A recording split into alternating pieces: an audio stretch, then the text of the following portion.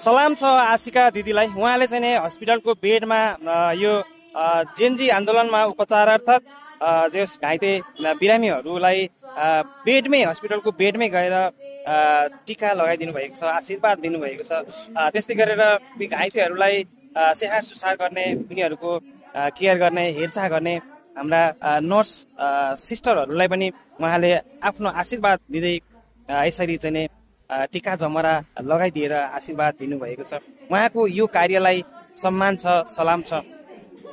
उहाँ जस्तो एउटा मनकारी व्यक्तित्व हामीले पाएका छौँ, गर्व लाग्छ उहाँ हुनुहुन्छ। एकदमै आशिका तामाङज्यूलाई नमन छ। आशिका तामाङज्यूले धेरैभन्दा धेरै भनौँ न, उहाँले जति अहिले यो जुन परिस्थितिमा उहाँले जसरी खटेर जसरी एउटा मानवीयता देखाउनु भएको छ, त्यो नै सबैभन्दा ठुलो कुरा हो।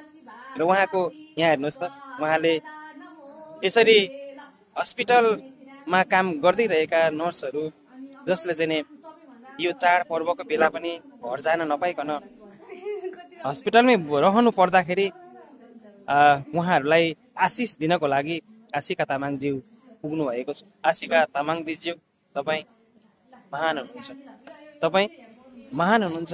तपाईँको यो कार्यप्रति सम्मान छ, सलाम छ।